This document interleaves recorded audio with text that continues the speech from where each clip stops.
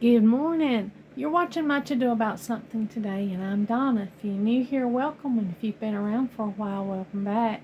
Well, this morning I'm up and stirring, not as early as I'd like to be, but I'm all right. I'm here. I'm in here fixing a cup of tea. I'm going to go ahead and use the gunpowder green tea bag.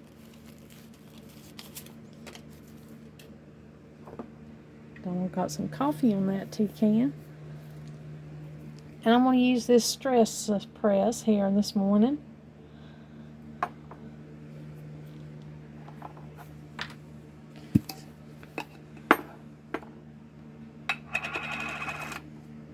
This is a pretty big cup. I think I need at least 2 tea bags in there. Get my morning started. Some lemon. I am trying to cut out sugar again. It's funny how when you let it back in your diet, it creeps up, and before you know it, you're consuming more than you want to. And the only way to stop that is just to cut it completely out. So I won't be adding any kind of sweetener, no honey or anything to my tea this morning. It's just going to be my plain tea here. Let me put a saucer on that so it can steep a little bit.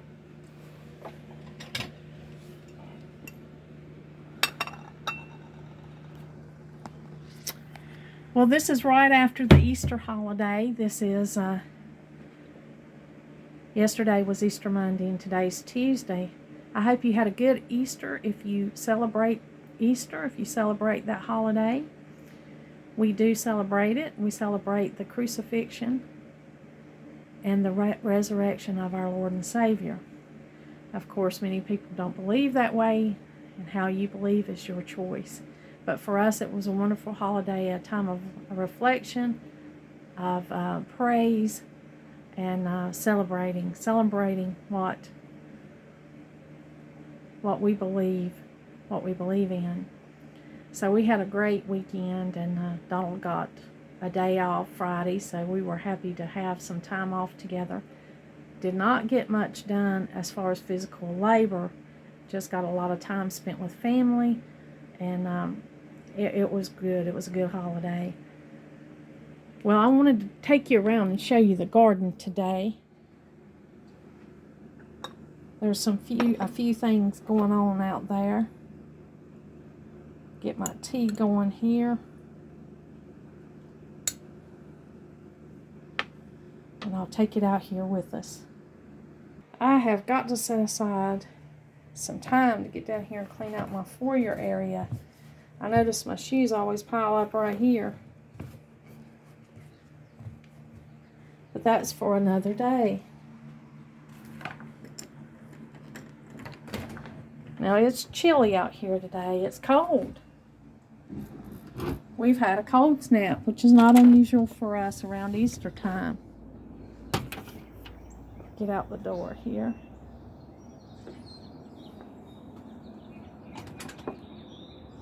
We'll sit down and enjoy that. Look at that robin on top of that.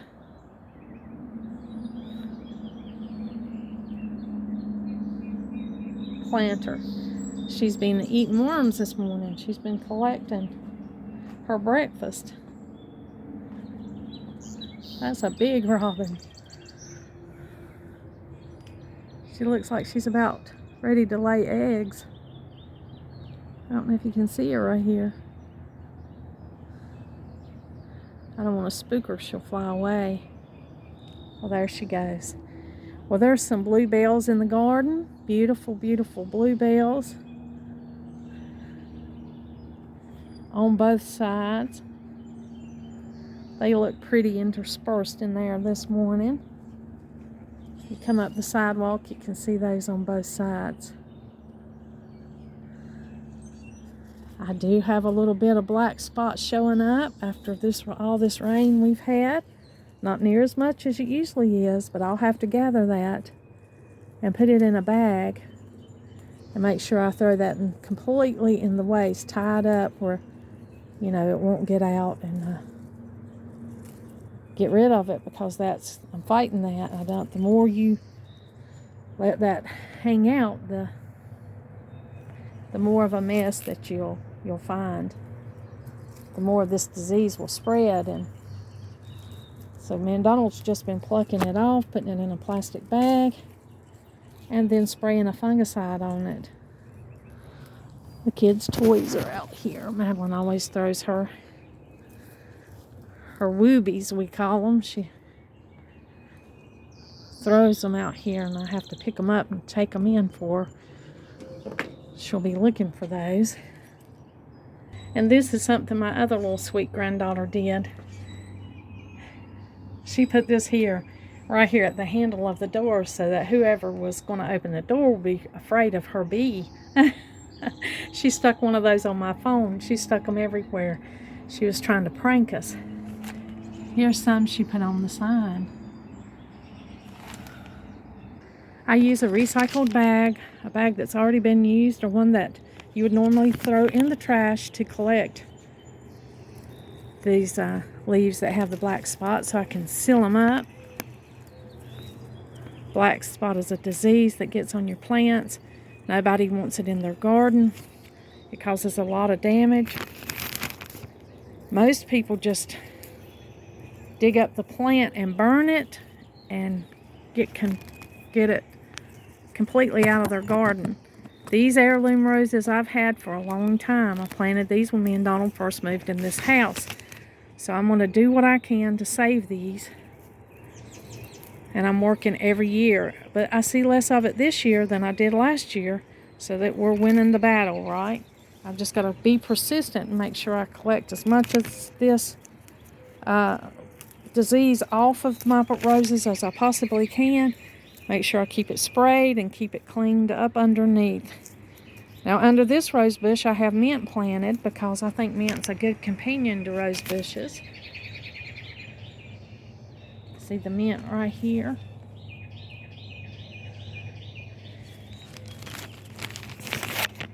But I won't bore you with me picking this off this whole video. There is certainly a lot to be done. You can see the clematis are up. These are blooming heads here. Before long, we'll have blooms on these clematis, and there's also some blooms on the roses. Now, last year, the roses were spectacular. They're red roses, and if I'm not mistaken, we got these roses from a place called Jackson and Perkins. I don't even know if they're still selling roses or plants. I don't know, but we ordered these years ago from a place called Jackson Perkins. They were beautiful last year, and I hope we get that pretty of a show again this year. The thyme is looking gorgeous. That's beautiful. Smells really good out here. The garden is looking great. Now, to some people, our garden may look a little haphazard. I think one person had a comment. I forgot what it was. They called it hodgepodge, my hodgepodge garden. Well, let me tell you, this cottage garden is wildly naturalized. It's wildly informal. We have a lot of things growing here that we value that maybe other gardeners might not value. We value wild herbs and many other things in our garden. There's some pretty little flowers shaped like stars that'll be popping open. They're white, and they're always really pretty when they bloom. We do try to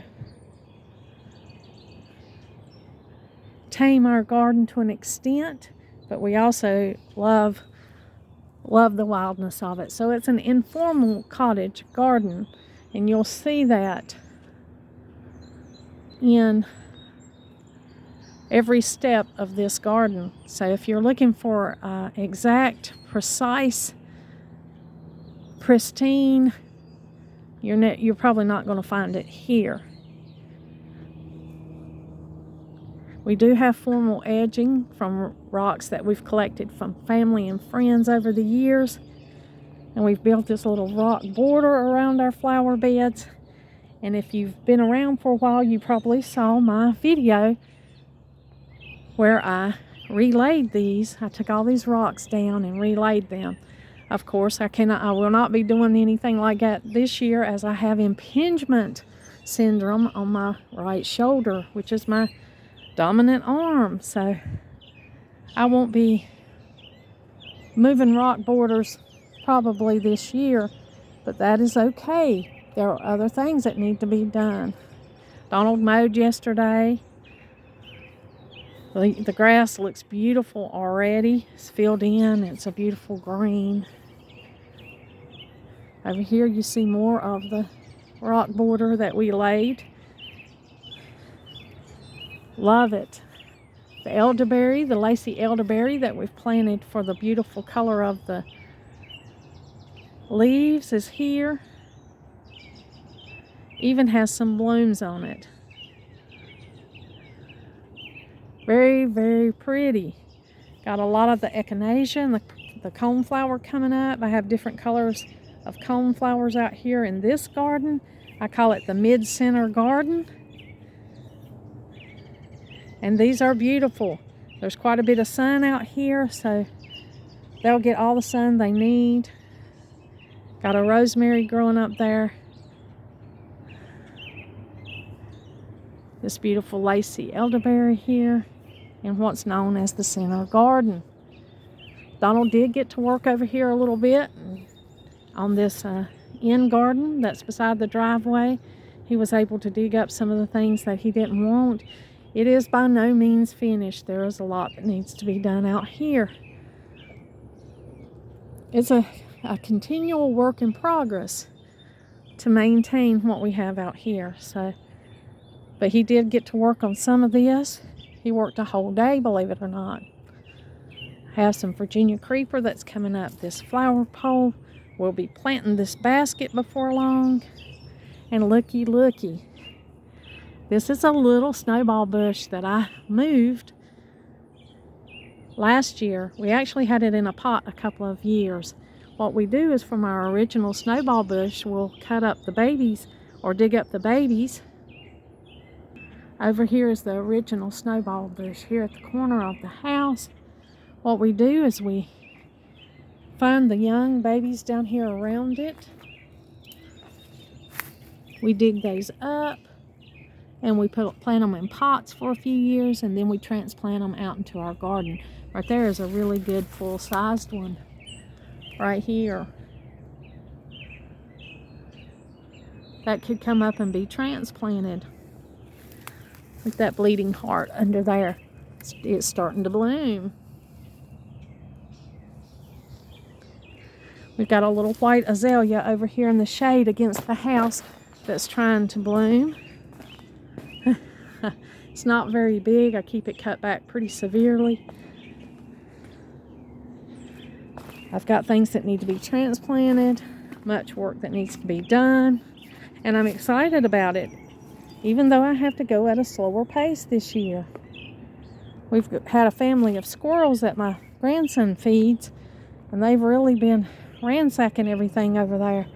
But here are more clematis that are growing up, 2 more clematis vines that are really pretty.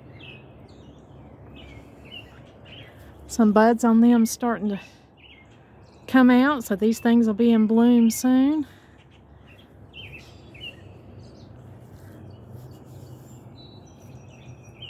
And they are beautiful. They are well worth the effort.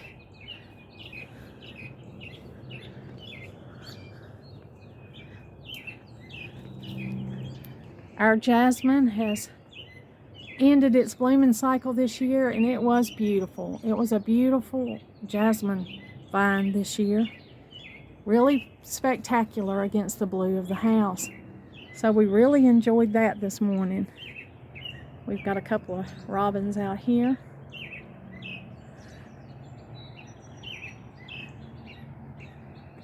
I think I'm just going to nip off a few hands full of lemon balm and just add it to my tea this morning.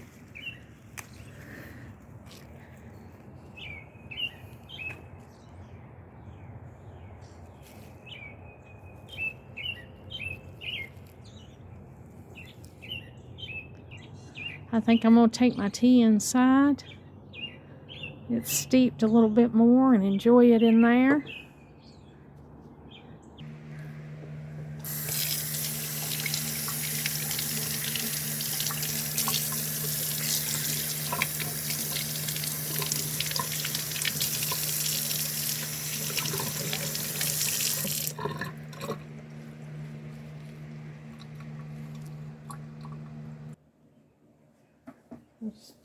I'm just going to cut this lemon balm directly into my tea.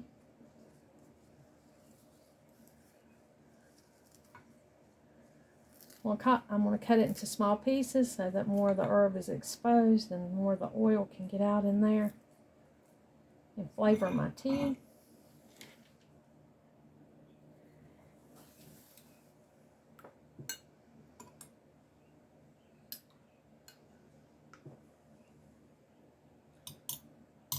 Now that's looking like I need to sit down and start enjoying it.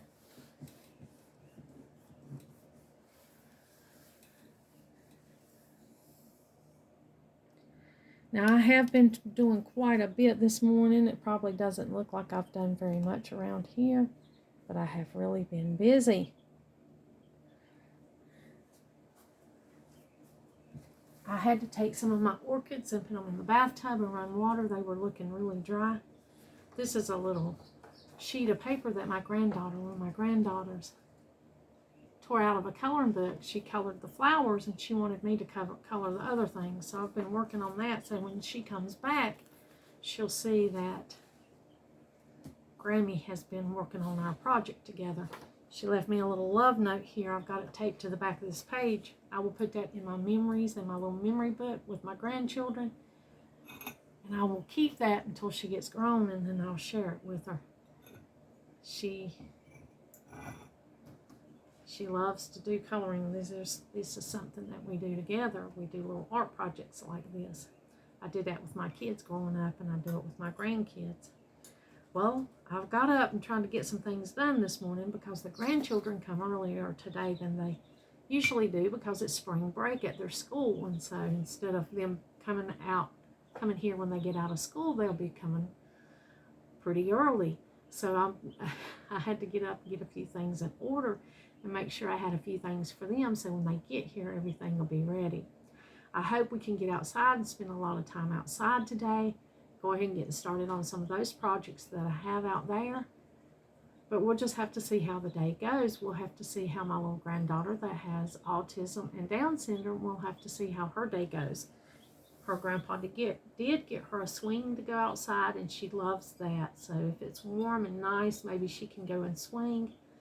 And the other kids will just run around on the jump on the trampoline and play out in the yard while I get some of my gardening things pulled together and get that ready to get in the ground. Now, it was a cold snap here around the Easter holidays, so I was glad that I didn't have anything outside that could freeze because it got down pretty low, and that's not uncommon in our area. There'll be cold snaps, and a lot of people will put all their plants out. I know even at the stores, the plants will come in and they'll pull them outside, and they'll have to pull them all back in because a cold snap is coming, and if they didn't do that, they would lose all those plants. Sometimes they don't get them in time, and I go there and the plants are they're damaged from the cold snap.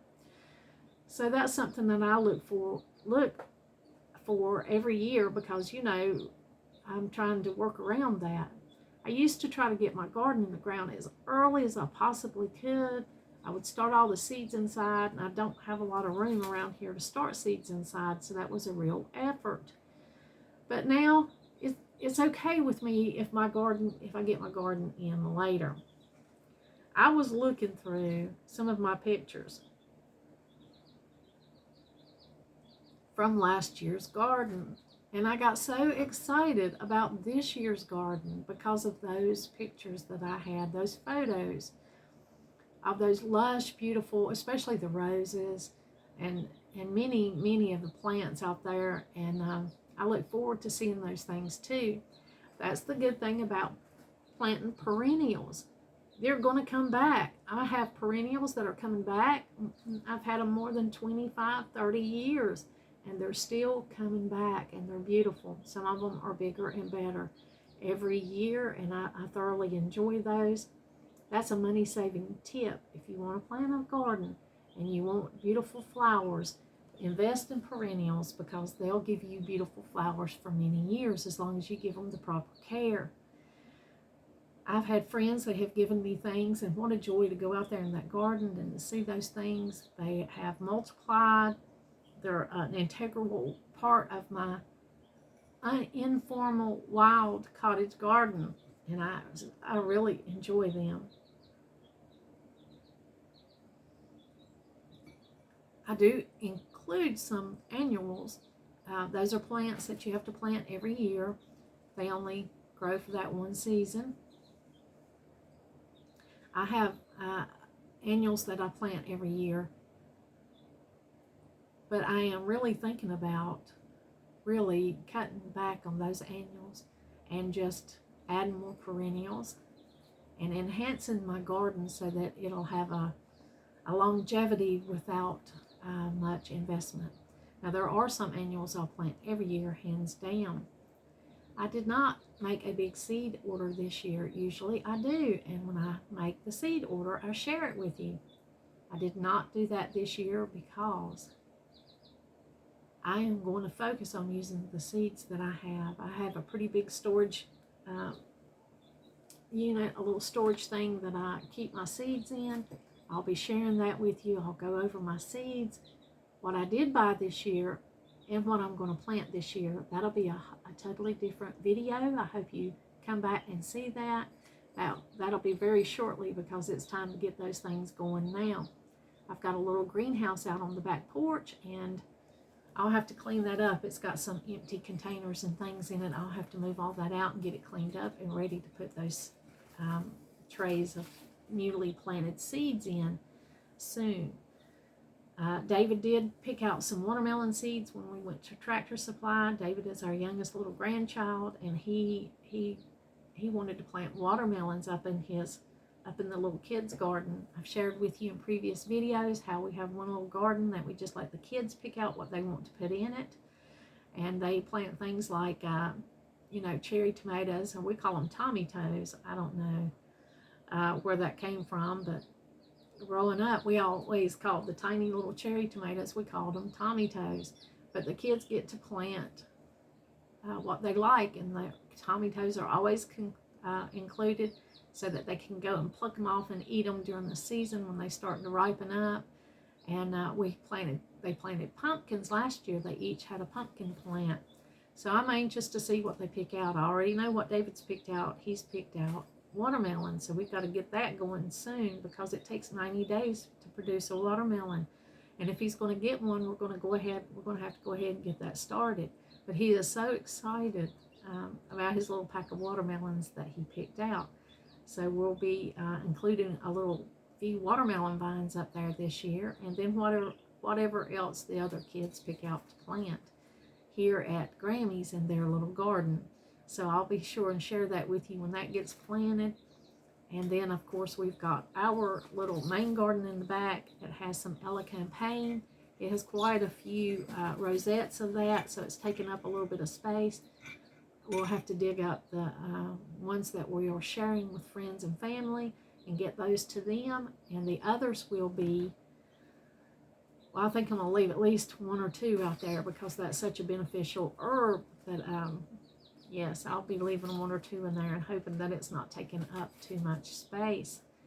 Now, I did buy oyster shell calcium at Tractor Supply to go out in my garden this year. I'm going to put that specifically where we decide to plant the tomatoes, which is down the hill this year.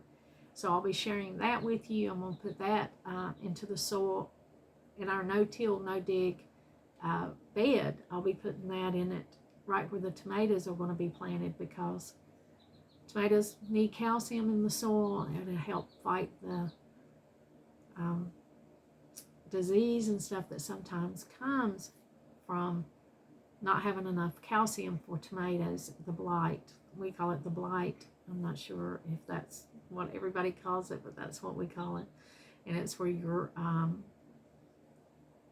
leaves on your tomato turn yellow and shrivel up, and then your plant doesn't do good and you do not get a very big yield.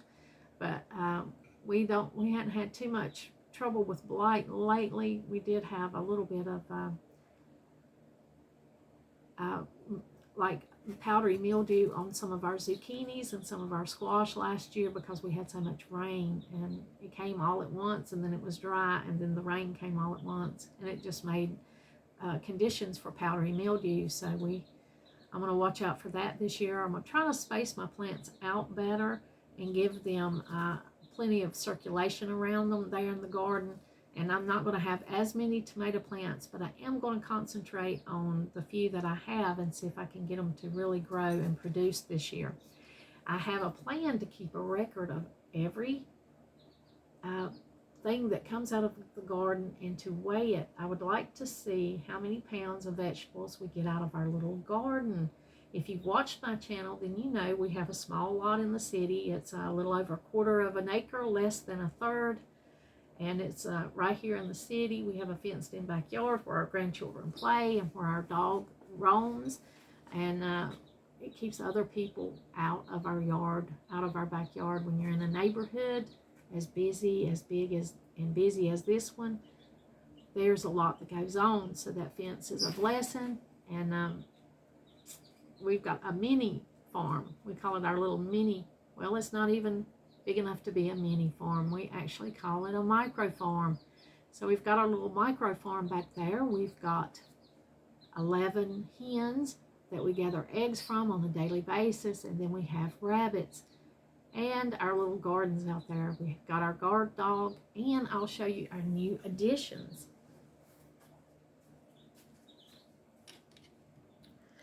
Here in the middle of the living room, we've got our new additions. We've got 3 little bantam hens. They're adorable. They're very tiny. I actually let David choose these little hens. I let him choose them for our micro farm out here so that he could learn to take care of farm animals, so that he could learn to take care of these little chickens. We're just going to make a little area for them. They won't need much room. They're small chickens. Their eggs are very tiny. Maybe a lot of people get enough to use the eggs, but we're not really having these chickens for the eggs since their eggs are so tiny.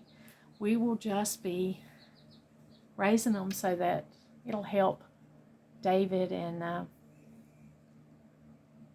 put this up a little bit. It'll help David and the other kids to learn to take care of the small farm animals, the tiny little bantam chickens. They'll get a real kick out of how tiny those little hens will be, and I'll let them feed them and give them the responsibilities of helping take care of them. We're getting plenty of eggs. Let me see if I can show you the egg basket. Here's the egg basket. So we're getting plenty of eggs each day. So that'll tell you what I'll be having for breakfast. I'm going to take this orchid on in there and let it soak too.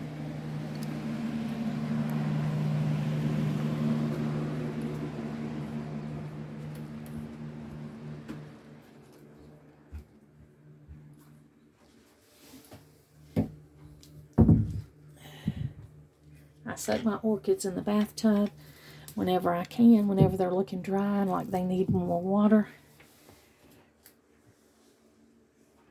So they're in here taking a spa bath this morning. They'll absorb some of the water and get a good soaking.